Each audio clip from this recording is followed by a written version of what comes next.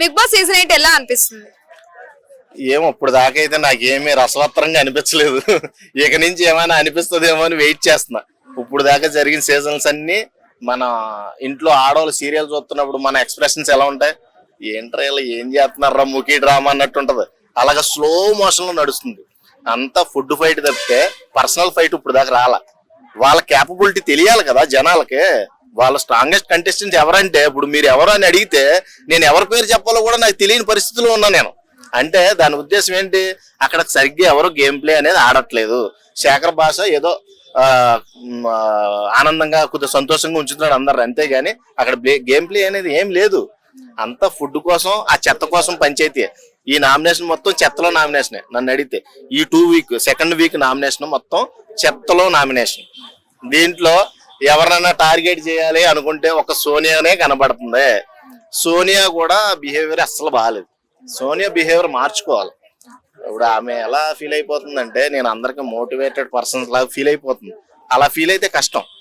సోనియా ఎలా అంటే గైడ్ చేస్తా చూస్తుంది, రూల్ చేయడానికి చూస్తుంది అక్కడ ఉన్న వాళ్ళందరిని.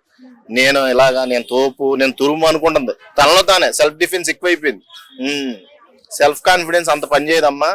ఎవరైనా సరే నామినేషన్ లో ఉన్నప్పుడు ఒళ్ళు దగ్గర పెట్టుకుని ఆడాలి. ఒళ్ళు దగ్గర పెట్టుకుని ఆడితేనే ఉంటారు బిగ్ బాస్ 8 లో, లేకపోతే ఉండరు. ఇప్పుడు దాకా జరిగిన సీజన్ లో ఇదేనండి. చెప్పడానికి మ్యాటర్ ఏం కనబడట్లేదు.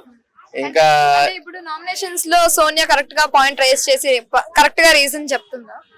సోనియా చెప్పేది రాంగ్, పూరా రాంగ్. విష్ణుప్రియ విషయంలో రాంగే, అలాగే సీత విషయంలో కూడా పూరా రాంగ్. అసలు సీత విషయంలో అయితే సీత డిఫెండింగ్ స్కిల్స్ అయితే బాగున్నాయి. ఆమె అలాగే ఉండాలి. ఖచ్చితంగా వెళ్తుంది టాప్ 5 కి. సీతను మెచ్చుకోవచ్చు. ఈమె మట్టికి ఏం లేదు. యష్మి వాళ్ళు ఎలా గేమ్స్ ఆడుతున్నారు? వాళ్ళంతా కన్నడ బ్యాచ్ కదా, వాళ్ళని వాళ్ళు సపోర్ట్ చేసుకుని బాగానే ఆడుతున్నారు. ఈ నామినేషన్ లో కూడా కనబడింది క్లియర్ గా. మన తెలుగు వాళ్ళని సపరేట్ చేశారు, కన్నడ వాళ్ళందరూ ఒకటైనారు. అర్థమైందా మీకు? ఇప్పుడు బిగ్ బాస్ ఒకరిని నామినేట్ చేయండి మీకు ఆ పవర్ ఉందని ఇచ్చినప్పుడు ఆమె వెంటనే ఒక్క క్షణం కూడా ఆలోచించకుండా చెత్త విషయంలో అందరూ పేరెంట్ టార్గెట్ చేశారు కాబట్టి ఓకే, అది పర్లా, కొంచెం రీజనబుల్ గానే ఉంది. వెంటనే నా నామినేషన్ ఎవరిని చేసింది? విష్ణుప్రియ. అక్కడ మీకు వ్యత్యాసం అయితే చూసుకుంటే వాళ్ళ కన్నడ బ్యాచ్ కాబట్టి ఆల్ ఒకటి, మన తెలుగు వాళ్ళు బయట వాళ్ళు కాబట్టి నామినేట్ చేసింది అని నాకు అనిపించింది. మరి మీకే అనిపించిందో? ఇంకా ముందు ప్రేరణ యష్మిని క్లాన్ గా ఎంచుకున్నారు కదా ఫస్ట్, అందుకే ఇప్పుడు యష్మి రివర్స్ లో ప్రేరణను సేవ్ చేసింది. ఫ్రెండ్షిప్ బయట నుంచి కూడా ఉంది కదా, అది ప్రూవ్ చేసినట్టు అనిపించింది. అలా ఏం లేదు. సీత ఆర్గ్యుమెంట్ కూడా కరెక్ట్ కాదు. ఆమె పాజిటివ్ యాంగిల్ లోనే పాపం సీత కాదు ప్రేరణ యష్మి యష్మి ఈ రోజు సేవ్ చేసిందంటే నేను అది యాక్సెప్టెన్స్ చేయడానికి చెప్తున్నా. ఆ రోజు జరిగిన సిచ్యువేషన్ లో కూడా అందరూ కూడా ఆ చెత్త గురించే డిస్కషన్ చేశారు ఈ నామినేషన్ లో.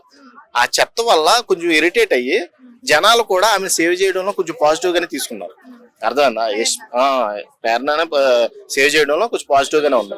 నెగిటివ్ యాంగిల్ ఎవరి మీద ఉందంటే ఎక్కువగా సోనియా మీద ఉంది. ఈ సీజన్ లో సోనియా కొంచెం వరస్ట్ బిహేవియర్, వరస్ట్ కంటెంట్.